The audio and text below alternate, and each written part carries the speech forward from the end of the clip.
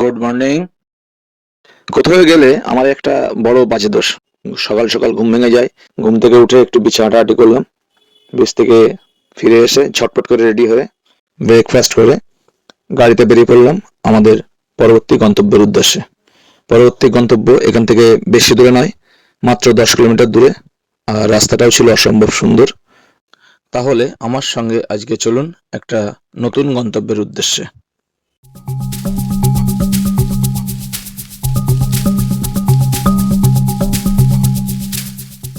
গন্তব্যে পৌঁছে প্রথমেই দেখবেন 4টি ঘোড়া আপনাকে স্বাগত জানাচ্ছে। কিন্তু সাবধান, বেশি সামনে যাবেন না, কারণ ঘোড়া লাথি মারতে পারে। পাশ কাটিয়ে সামনের দিকে এগিয়ে চললাম। দেখি বাঁধানো রাস্তা, দোকান, বসার জায়গা সব একদম সুন্দর করে পরিপাটি করে সাজানো আছে।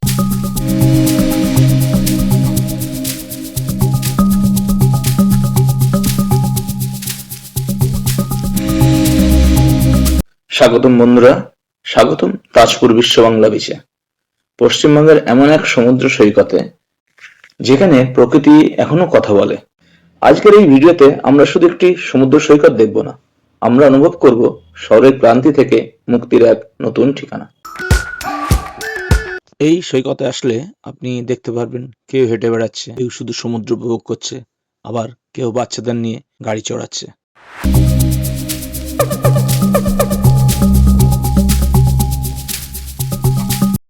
মন্দারমণি, শঙ্করপুর এই নামগুলো তো আমরা অনেকেই জানি, কিন্তু তাজপুর বিশ্ব বাংলা বীচ আজও নিজের মতো করে শান্ত, সুন্দর আর নিরিবিলি।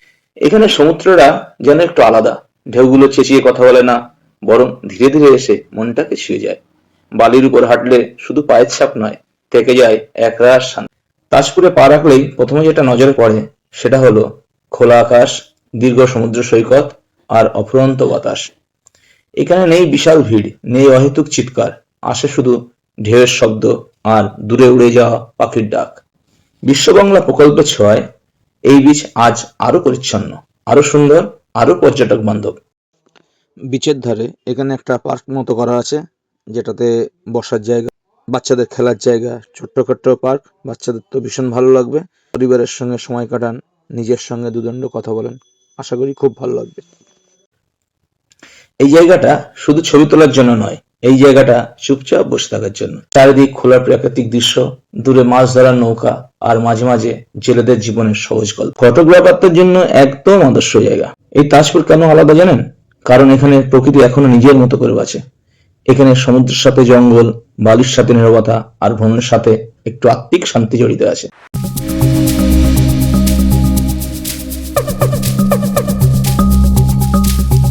তাজপুর বিচের একদিকে রয়েছে নদীর মোহনা, দূরে যে ব্রিজটা দেখতে পাচ্ছেন সেটা হচ্ছে মন্দারমণি যাওয়ার ব্রিজ, আর উল্টো দিকে ঝাউবনটা হচ্ছে লাল কাঁকড়া বিচ, আর একটু দূরে যেটা দেখতে পাচ্ছেন সেটা হচ্ছে মন্দারমণি সমুদ্র সৈকত।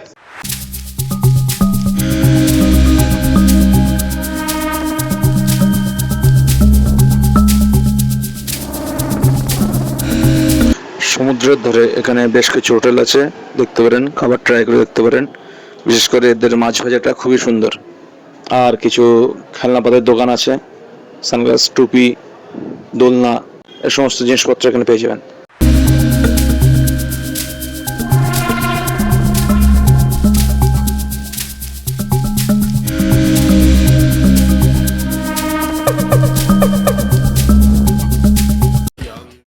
নদীর মোহনায় কিছুটা সময় কাটান, নদীর তটে খুব ভালো লাগবে। জেলেদের মাছ ধরার আনাগোনা, দূরে মন্দারমণির বীজ দেখা যাচ্ছে, লাল কাঁকড়ার বীজ দেখা যাচ্ছে।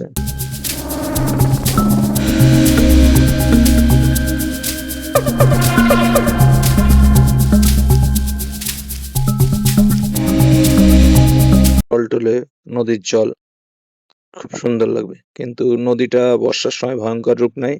আশেপাশের সব জায়গাগুলো ভেঙে চুরে একাকার করে দিয়েছে।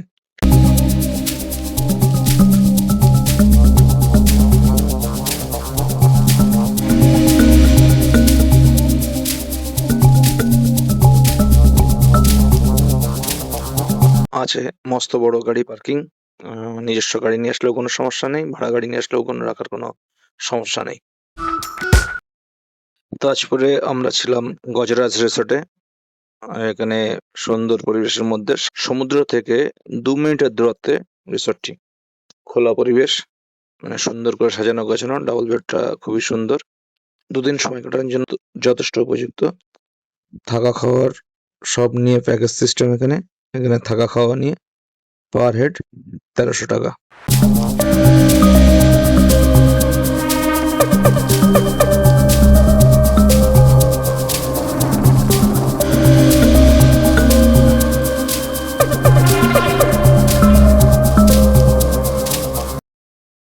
রওনা দিলাম আমাদের পরবর্তী গন্তব্য মেরিন ড্রাইভ বিচের উদ্দেশ্যে। এটা এখান থেকে মাত্র 3 কিলোমিটার দূরে।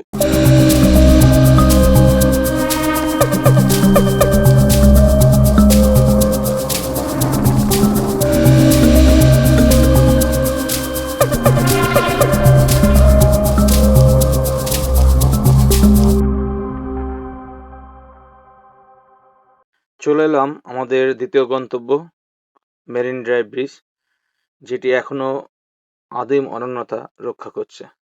কিছু গাছপালা হয়তো ঝড়ে পড়ে গেছে, কিন্তু সেগুলো পড়ে থাকাতে বীজটা আরো তার নতুন রূপ খুঁজে পেয়েছে। আরো বেশ সুন্দর লাগছে। বীজটি এখনো ভার্জিন আছে। বিচের ধারে কোনো বাড়ি ঘরদোর বসতি কিছু নেই। আদিম যেসব গাছপালা, ইউক্যালিপটাস, কাসুরিনা, সমস্ত ধরনের গাছ দিয়ে এখানে অরণ্য করা আছে। বিচের সাইডে হাঁটতে খুবই ভালো লাগবে। তবে একটা কথা, একদম যেদিকে লোক যায় না সেদিকে গেলে একটু দেখে যাবেন, নোংরা থাকতে পারে।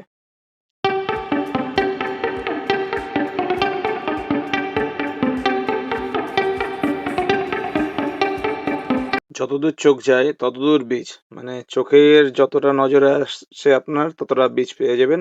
এরই অপর প্রান্তে হচ্ছে গিয়ে তাজপুর। ভাটার সময় এখন জল পুরো নেমে গেছে, কিন্তু জোয়ারের সময় জল অনেকটাই উপরে উঠে আসে। আর যে দিকটায় পাথর দেখা যাচ্ছে ওইখান থেকে মেরিন ড্রাইভ রাস্তাটা শুরু হয়েছে। সুতরাং বীচটা কোন জায়গা বুঝতে পারছেন তো?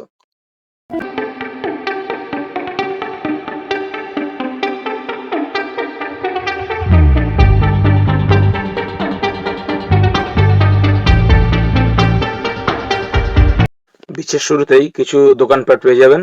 বেশ কটা দোকান আছে যেগুলো তলায় জোয়ারের জল চলে আসে। এবার এইগুলোতে সমস্ত মিউজিক সিস্টেম, খাবার দাবার, পানীয় যা চাইবেন সমস্ত কিছু তোমাদের ব্যবস্থা করা আছে। চাইলে দুপুরবেলা অর্ডার দিয়ে আপনারা স্নান করে এসে খেতে পারেন। আর উল্টো দিকে ঠিক রয়েছে আপনার ইউক্যালিপটাসের বাগান কিংবা কাসুরিনার জঙ্গল। এগুলোর মধ্যে আপনি অতি সহজে পিকনিক করতে পারেন। এবার চলুন একটা দোকানের ভেতর থেকে কিরকম লাগে দেখতে সেটা একটু দেখে নেওয়া যাক। এই হলো দোকানের অবস্থা, দোকানের এন্ট্রান্স। এখান থেকে সোজা চলে গেলেন, সোজা গিয়েই আপনার এই হচ্ছে বসার জায়গা। আপনি খাবার দাবার যা অর্ডার দিলেন সেটা ওরা তৈরি করে দেবে। এখানকার কিন্তু দেশি মোরগ খুবই ফেমাস, যদি পারেন একবার ট্রাই করে দেখতে পারেন। এখানে বসার ব্যবস্থা আছে, মিউজিক সিস্টেম চালিয়ে দেবে। এদের দেশি মোরগ, কাঁকড়া, চিংড়ি এগুলো খুব ফেমাস। একবার দুপুরের দিকে ট্রাই করে দেখতে পারেন।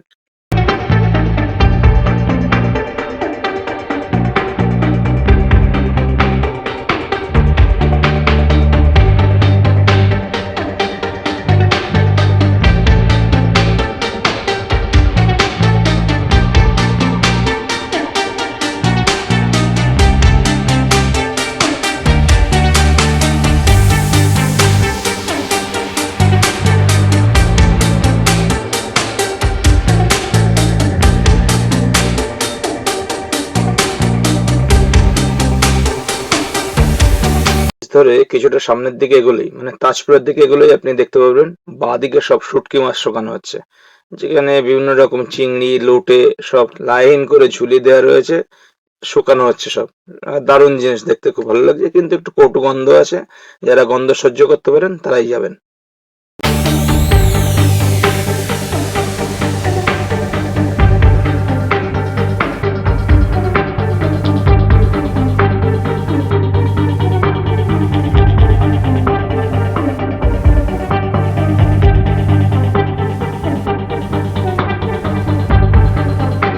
এবার আমরা যাব আমাদের তৃতীয় গন্তব্য শঙ্করপুর। মেরিন ড্রাইভের রাস্তা ধরে বিচের সাইড দিয়ে যেতে এত ভালো লাগবে, মনে হবে যেন আপনি কোনো বিদেশে চলে এসেছেন, কিংবা গোয়া, কেরল এইরকম মনে হবে। বর্ষাকালে এই আপনার মেরিন ড্রাইভ রোড ধরে যেতে এত ভালো লাগবে, সেটা মানে বলে বোঝাতে পারবো না। বারবার আপনার গাড়ির জানলার কাছ দিয়ে জল ঢুকে যাবে। এখন যেহেতু শীতকাল এবং ভাটা চলছে, যার জন্য জলটা অনেক নিচে।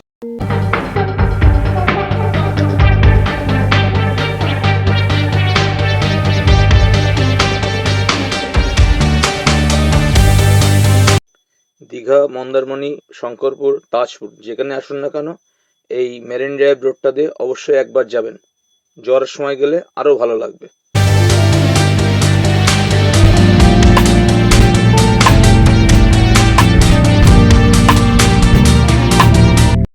মেরিন ড্রাইভের রাস্তা ধরে দুর্দান্ত দৃশ্য উপভোগ করতে করতে আমরা পৌঁছে গেলাম আমাদের তৃতীয় গন্তব্য শঙ্করপুর।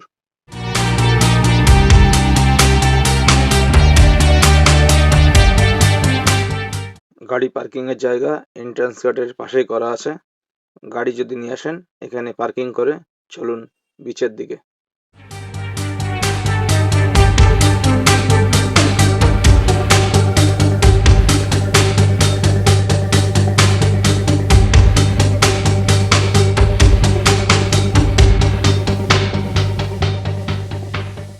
এখানে বিচের ধারে প্রচুর বসার জায়গা করা আছে, হোটেল আছে, দোলনা আছে বাচ্চাদের, এবং পার্ক মতো করা আছে। আর পাশে করা রয়েছে একটা নজর মিনার, যেটার উপর থেকে আপনি সূর্যোদয় সূর্যাস্ত দারুণ দেখতে।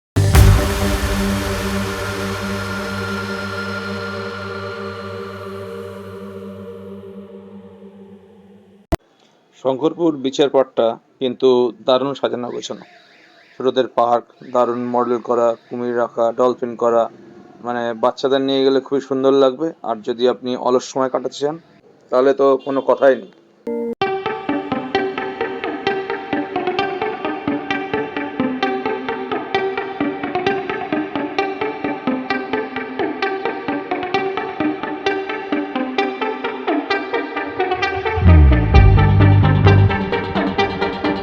পর আমরা গেলাম আমাদের চতুর্থ এবং শেষ গন্তব্য ন্যায়কালী মন্দির।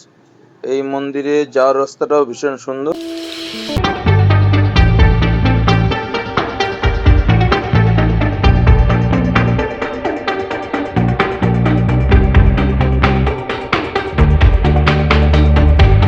রাস্তার সৌন্দর্য উপভোগ করতে করতে আমরা পৌঁছে গেলাম আমাদের চতুর্থ গন্তব্য ন্যায়কালী মন্দির।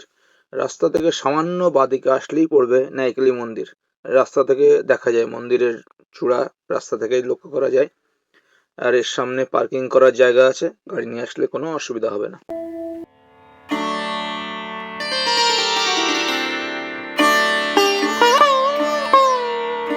গেট দিয়ে প্রবেশ করার পরেই আপনি প্রথমেই দেখবেন মন্দিরের সামনে একটা তোরণ করা আছে, যেটার উপরে লেখা আছে মা ন্যায়কালী মন্দির, এবং তোরণের ভেতর থেকে দূরে মন্দিরটাও লক্ষ্য করা যায়। দেখতে কিন্তু খুবই ভালো লাগে।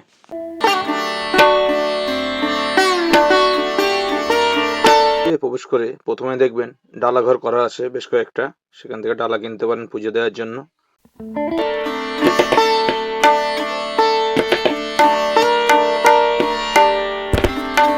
একটা ফাঁকা ময়দান রয়েছে, আর তার সামনে স্টেডিয়াম মতো কি একটা করা রয়েছে, ঠিক ব্যাপারটা বুঝতে পারিনি, যে কাউকে জিজ্ঞাসা করারও পাইনি। সোজা মন্দিরের দিকে হেঁটে গেছিলাম।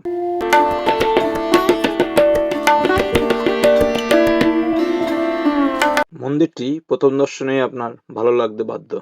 ছোট্টর মধ্যে খুব সুন্দর। উপরে 3 ধাপের গম্বুজ করা আছে, তার সামনে একটা মিনার করা আছে, আর মন্দিরের ঠিক সামনে একটা আপনার নাট মন্দির করা আছে, আর তার পেছনে রয়েছে পুকুর।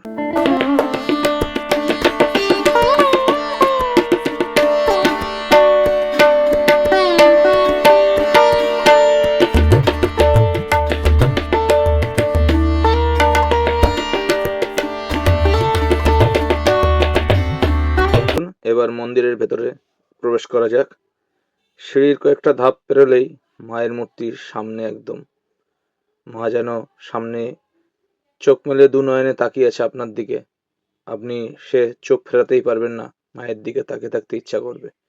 মা এখানে খুব সুন্দর, বাবার উপরে মা দণ্ডায়মান। আপনার মন্দিরটায় কিছুক্ষণ বসে থাকতে খুবই ভালো লাগবে।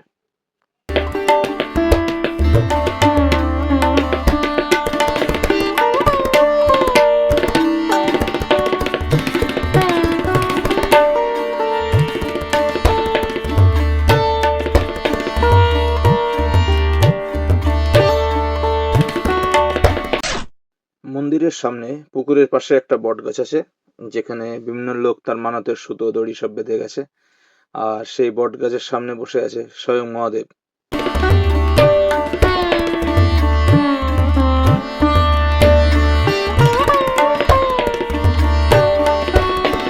এবার বলি আপনি তাজপুর কিভাবে পৌঁছাবেন। তাজপুর মোটামুটি দুই জায়গা থেকেই যাওয়া যায়। আপনার দীঘা আর মন্দারমনির ঠিক মাঝামাঝি জায়গা হচ্ছে তাজপুর। সেক্ষেত্রে আপনি দীঘায় থেকে নাইট স্টে করে একদিন সাইট সিন হিসাবে আপনার তাজপুর ঘুরে দেখতে পারেন, অথবা মন্দারমনি থেকেও সাইট সিন হিসেবে ঘুরে দেখতে পারেন। তবে আমি বলবো সব থেকে ভালো হয় যদি দীঘা কিংবা মন্দারমনির সঙ্গে এক রাত এক্সট্রা বাড়িয়ে আপনি তাজপুর নাইট স্টে করে জায়গাটা যদি ঘোরেন তাহলে খুব ভালো লাগবে। জায়গাটার একদম সঠিক আস্বাদন নিতে পারবেন।